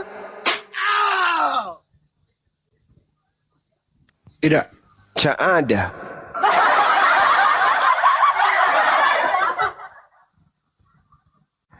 Ya. Jadi saudara Aldo kupingnya panas. mau meloloskan Tuhannya dengan mencoba mengulasnya. Kami bahasa Aramaik dan kami adalah pengikut Usuh Ma'siyah yang menggunakan bahasa Aramaik. Gak bisa kau nipu-nipu di sini, Aldo. Antum bahlil. Gak bisa kau nipu-nipu, Aldo. Kau mengatakan tak ada di dalam kitab Ta'anak dikatakan Allah. Emang tak ada, karena itu bahasa Ibrani, Cak Kuku. Antum bahlil, tidak ada bos. Masuk ke dalam komal-komal Islam. Oh, kami salah itu kalau Tuhan kami itu Allah. Bukan, Tuhan kami bukan Allah. Memang bukan Tuhan kami itu Allah. Tapi ketika dia di komalnya, Allah dikatakan sebagai dewa bulan. Iya, betul. Kalau di komalnya sendiri dia menghujat Islam. Nggak bisa lolos ketika menghadapi Bang Suma. giginya yang bersusun dua tuh nggak kuat. Aldo lembut tapi mematikan kau, bro. Kalau Islam yang lain, ya gimana Bang Andi? Tadi kan udah menjawab pertanyaannya tadi OTN itu. Ayah Nabi Ibrahim adalah Azhar gitu ya. Iya. Terus kalau Banyuma mau bertanya ke dia tadi, dia nggak mau mendengarkan. PR buat dia apa sih tadi mau ditanya sama dia? Iya, PR-nya itu apakah Abraham di dalam perjanjian lama dan Abraham dalam perjanjian baru sama? Kalau di dalam perjanjian lama nama bapaknya adalah Tera. Kalau dalam perjanjian baru nama bapaknya siapa? Azhar. Oh gitu. Masih mending dalam Al-Quran disebutkan Azhar. Jangan sampai Abraham di perjanjian lama itu adalah Gak deh, gak usah nyebut. Karena banyak teman saya namanya Abraham. Jangan sampai salah satunya di situ. Apakah Abraham Saipudin Abraham atau siapa, ya kan? Karena tak ada nama bapaknya. Kalau di Al-Quran ada Azhar. Kalau di dalam Torah namanya Tera. Di dalam Al-Quran Azhar. Nah, sama seperti di kota Palopo, Bang Zuma dipanggil dengan panggilan Stinky. Ayo, kalau di Makassar saya dipanggil Bang Zuma. Ayo, apa orangnya beda? Enggak dong. Kan bahasa kaumnya tadi ya, itu ya. Bahasa kaumnya. Iya, gitu. Tapi hanya orang yang berakal. Teman-teman. Iya. Oke, ayo pakai aku akal. Bro Aldo ya. Jadi teman-teman jangan pernah menyebut Aldo itu sebagai panggilan Romo. Jangan. Romo itu adalah panggilan bangsawan, panggilan terhormat untuk saudara-saudara kita di Jawa. Jangan pernah panggil dia Romo. Ya, itu panggilan sama seperti apa ya? Sama seibarat kata Alkitab diambil. Jadi memang ada yang disebut C1, C2, C3, C4, C5, C6. Ada yang menggunakan titel-titel untuk menyamai-nyamai dirinya dengan mayoritas. Di mana dia pergi, di situ dia menjadi bunglon. Di mana dia membawa kitabnya, di situ menjadi bunglon. Di mana dia membawa, bahkan sampai kepada pakaian juga mereka gunakan tiru-tiru. Di mana di suatu daerah itu banyak berpakaian batik, mereka juga menggunakan pakaian batik, bla bla dan seterusnya. Jadi kita pelajari itu sistematika tentang pemurtadan C1, C2, C3, C4. Nanti ada masa kita akan belajar untuk memperdalam ini di internal. Bagaimana ciri-ciri C1, C2, C3, C4, C5, C6. Bagaimana ciri-ciri mereka di tengah-tengah kita. Supaya umat Islam ini tidak mudah terperdaya dengan hal-hal yang sifatnya mengajak kita kepada pemurtadan dan pendangkalan akidah. Gitu ya teman-teman. Ya. Silakan Pak, ada guru kita ini Rocky Garong. Ciri-ciri C6 itu udah ikut sholat Jumat. Iya. Bareng-bareng. Iya. Iya. Ikut sholat Jumat kayak Edi butar-butar, ikut puasa Ramadan, ikut apa bukan puasa, ikut tarawih, ikut buka di masjid, makan takjil. Makan takjil. aku masih ingat cerita makan takjil di sini. Lucu banget. Ya. Assalamualaikum warahmatullahi wabarakatuh. Waalaikumsalam warahmatullahi wabarakatuh. Ya, kita sambut dulu yang baru naik juga ya. Ini ada Logi Kaiman sama Ikan. Silakan. Assalamualaikum warahmatullahi wabarakatuh. Izin tanya sama Bang Juma, habis ini saya turun. Habis saya absen dulu si Ikan. Kalau enggak saya turunin dulu. Ikan, kembali. Silakan. Kalau enggak turun nanti siapa tahu naik doang untuk nge-report. Diturunkan apa dipertahankan? Kalau lanjut nggak logika. jawab jangan bang, mana tahu dia tidur. Oke, silakan. Assalamualaikum Bang Juma. Waalaikumsalam warahmatullahi wabarakatuh. Saya dari anggota Garda Islam Jawa. Kami mendukung Bang Juma. Yang pertama saya mau tanya, kemarin di debatnya Bang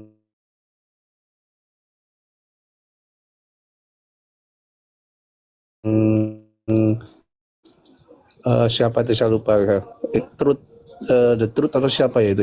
Dia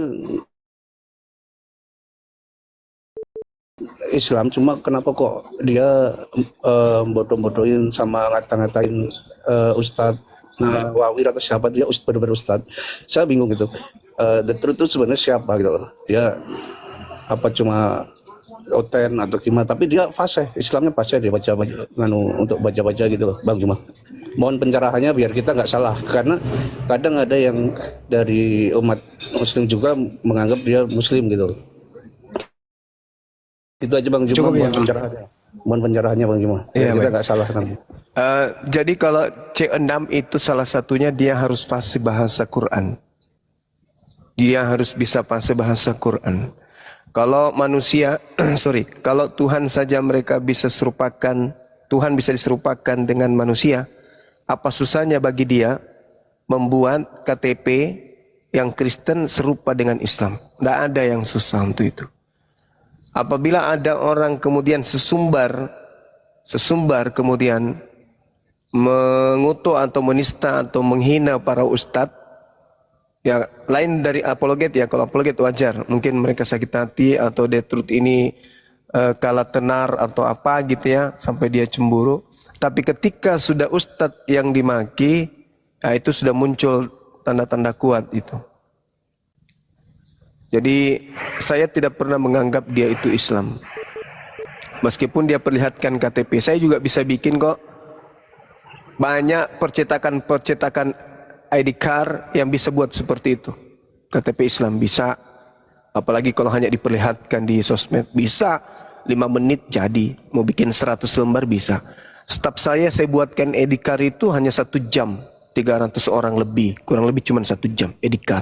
Nomor KTP bisa masuk, Islam, Kristen bisa masuk semuanya di situ. Jadi bukan menjamin penampilan kayak gitu itu Islam. Enggak. Seperti itu, Bang. Yang bertanya tadi siapa? Bapak Ati, bukan?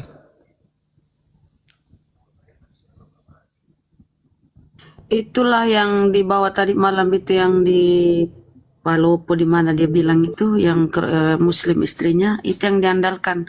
Katanya itu yang membisakkan, membolehkan menikah beda ini. Itulah dia bilang Ustadz The Truth. Ini ada penjaga toilet gereja. Penjaga toilet gereja ini ada. Silakan. Ya, Pak Juma, selamat malam. Ya, silakan.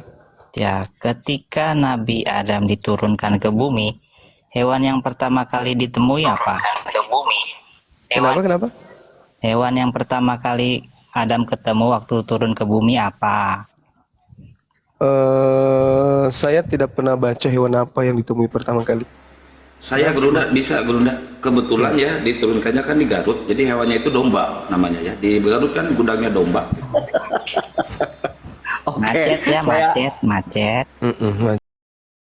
Nih sama Napiri nih, Napiri, saya mau tanya. Jawab sendiri pertanyaanmu jawabannya apa Napiri?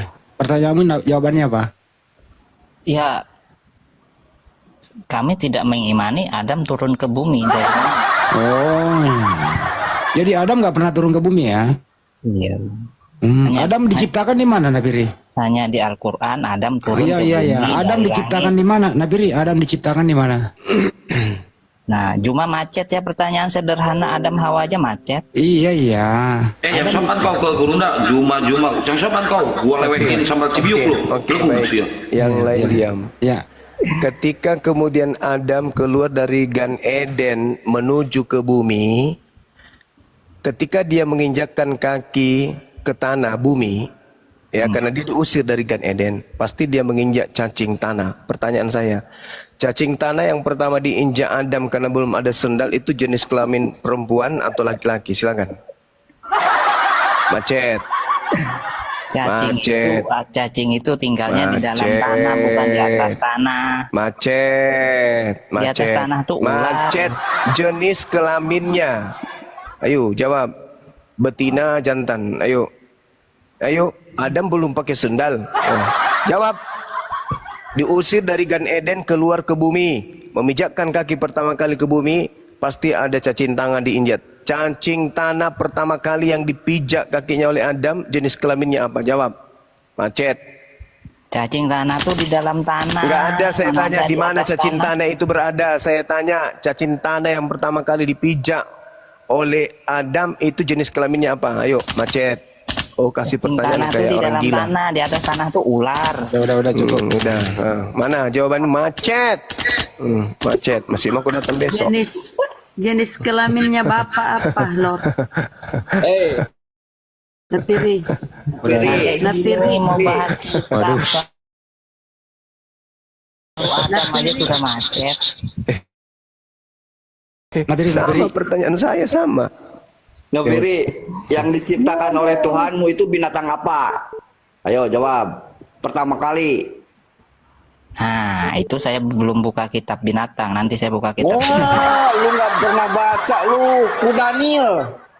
Kudanil, coba baca Ayub. Kudanil yang pertama kali diciptakan sebelum Adam itu Kudanil duluan menurut Ayub. Lu nggak pernah baca kitab lu.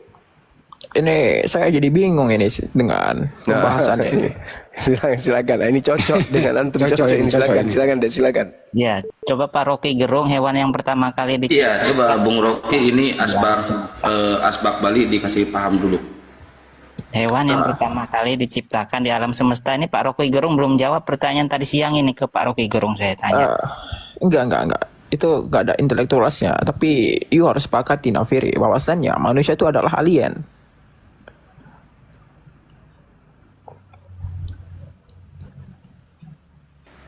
Macet. Bingung dia tuh. Oke, nih ku kasih clue ya tuh. Alien adalah makhluk luar angkasa yang datang ke bumi tuh. Sesuatu makhluk yang dari luar angkasa ke bumi disebut alien. Manusia itu dulunya di surga, diusir dari surga, menempati bumi tuh. Artinya dari luar bumi ke bumi. Benar kan? Manusia alien. Macet yuk. Jadi manusia ini alien. Oh iya benar, alien. Karena jadi saya bukan sedang manusia berbicara dengan alien ini.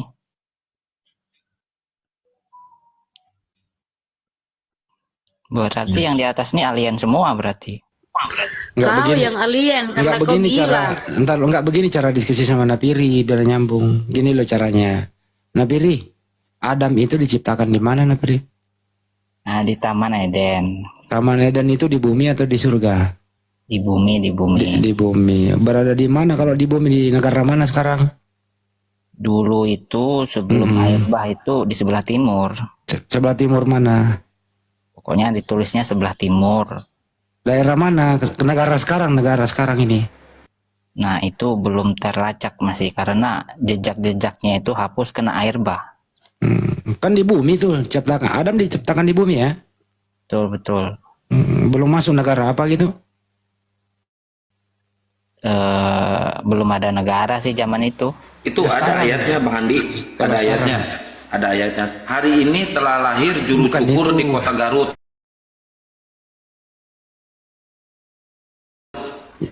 Kalau sekarang di negara mana kira-kira nanti? Turki atau China, Indonesia, apa di mana kira-kira? Ya daerah-daerah Timur Tengah lah situ. Oh Timur Tengah. Iya. Jadi Adam diciptakan di bumi ya?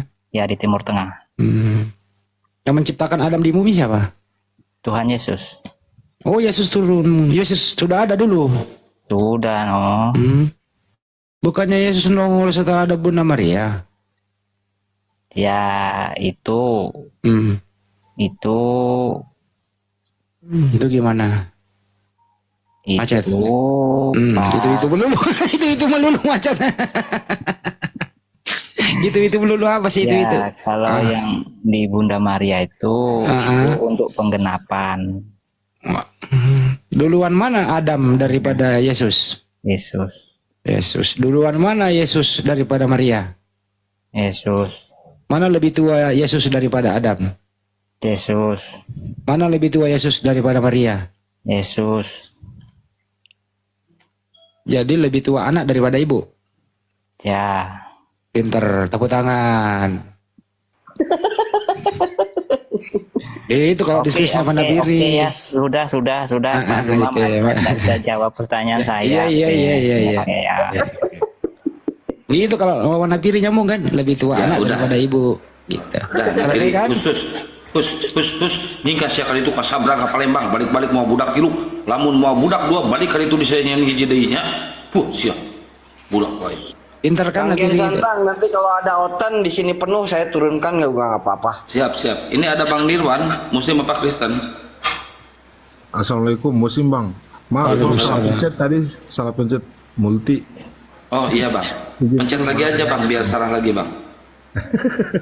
maaf. Jadi kesimpulannya Nabiri, Adam diciptakan di bumi. Yang menciptakan Adam di bumi Yesus. Lebih tua Yesus daripada Adam.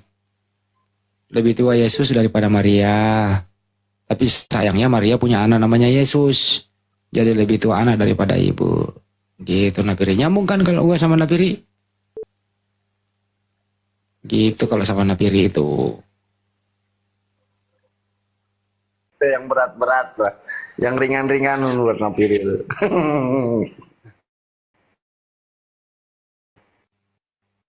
Ayo teman-teman, gue pengen ketawa tapi nggak enak. Gue ketawa aja. Ya itu bocah memang nggak jelas itu. Semalam sama Ustadz Unggul pertanyaannya, Cica kalau makan baca doa dulu nggak katanya. Itu dia.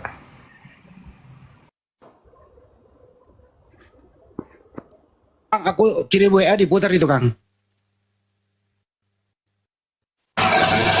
Aduh berisik sambil disiapin Kang. Ini yang siapa nih Julandi Simatupang, silakan Bang. Selamat malam. Selamat malam Bang. Malam. Muslim Kristen Bang? Muslim Bang. Oh Muslim. Salam dong. Assalamualaikum warahmatullahi wabarakatuh. Mau nanya Bang? Waalaikumsalam warahmatullahi wabarakatuh. Silakan Bang. Ya, pertamanya apa mungkin buat teman-teman apologet Bang Juma, Bang Kian Santang, Bang Handi. Mau nanya itu apa namanya? API dengan APPI itu Bang, apa korelasi hubungannya Bang? Sama apa? Ada tadi di Komal apa APPI gitu. Apa sih? Gue nggak belum jelas nih gimana menjawabnya nih. Asosiasi Pembela Islam itu apa ya Bang? Bang, kalau API itu Apologet Islam Indonesia, Bang. Selain dari itu nggak ada lagi, Bang. Berarti itu penyusup atau orang yang menyamakan dengan APII gitu loh, Bang. Kayak sahabat Bang Juma itu ada tandingannya, bukan tandingannya. Ada diiniin sama Oten, dipalsukan sama Oten. Itu penipu semua, ya. Yang di atas itu penipu semua. Ini bukan Oten, Bang. Tadi ada Komal, saya lihat. Makanya dengerin dulu Kang, apa maksudnya? APPI, APPI ya? Asosiasi Pembela Islam gitu Bang. Oke gini aja jawabannya Bang, apapun itu kalau dia yayasan perkumpulan semuanya Muslim, ya nggak ada masalah Bang. Ya organisasinya beda, ya tujuannya sama lah. Kan itu aja sih ya. Yang jelas kalau apologet itu kan pembela. Bahasa apologet itu bahasa Indonesianya pembela Islam. Itu aja Bang. Di mana tadi? Turun. Kalau ada Bang Dosma dibawa, bagus naik di sini kita diskusi begitu. Ada dia lagi nonton di bawah tapi nggak berani naik mungkin ya. Naik aja, Dosma, Bang. silakan naik. Dosma, silakan naik. Di sini kita edukasi, di sini kita ngobrol ya. Nggak ada dosa maksiat di sini ya. Kita ngobrol aja di sini ya. Kita kasih Mumpung ada panggung. Bung Rocky Gerung. Kita kasih panggung aja Bang gitu, naik aja gitu loh. Karena saya baru menonton beberapa hari yang lalu ada video Anda yang sedang di mobil, alasan Anda untuk menjadikan si logika atau topik ini menjadi saksi kan begitu ya, belum apa-apa kok sudah ada saksi. Anda sendiri kan belum diperiksa sebagai pelapor. Atau udah di BAP ya? Kayaknya belum deh. Nah, tapi alasannya katanya adalah bahwa si logika ini nih,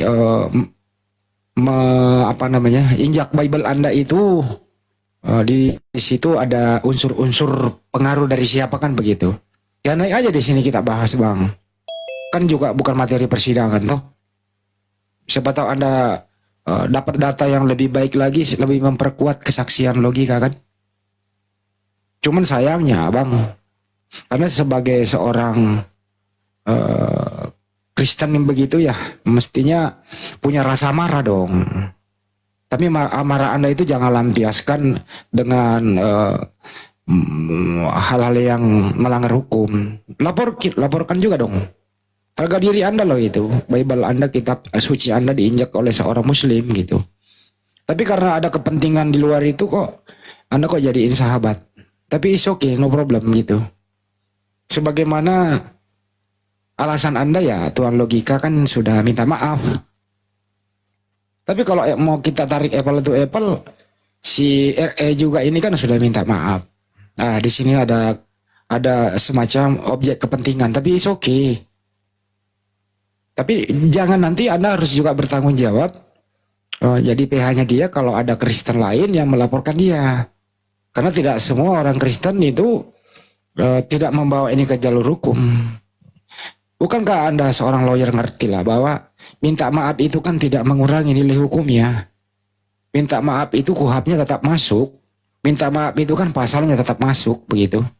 Ya minta maaf itu mungkin kan hal-hal yang meringankan nanti kan. Kalau jadi ke sidang kan itu doang sih. Ya tapi baguslah kalau kau ambil si Logika sama si Lina Wijaya jadi saksi nanti kan gitu, supaya nanti saksi ini kan merupakan juga kan terlapor juga begitu. Jadi samping dia jadi saksi, dia juga menjadi terlapor, jadi 2 kali di BAP itu. Kemudian beberapa kali nanti masuk persidangan tuh sampai saksi. Bisa-bisa loh kalau memenuhi 2 unsur kan bisa-bisa saksi Anda bisa jadi terperiksa dulu baru TSK loh. Bisa jadi toh seiring perkembangan di dalam nanti dalam penyelidikan kan gitu. Ya kita sih nggak mendahului ya, tetap kita memberikan sepenuhnya kepada penegak hukum yaitu Kepolisian Republik Indonesia dengan presisi. Ya kita selalu positive thinking terhadap proses yang sedang Anda jalankan itu. Lanjutkan saja Bang. Jadi kalau bisa naik ke sini aja. Naik ke sini, saya pengen dengarkan suara Anda langsung melalui media sosial biar lebih terkenal lagi. Apalagi kalau Anda sudah ngobrol langsung dengan Bang Juma toh. Saya lihat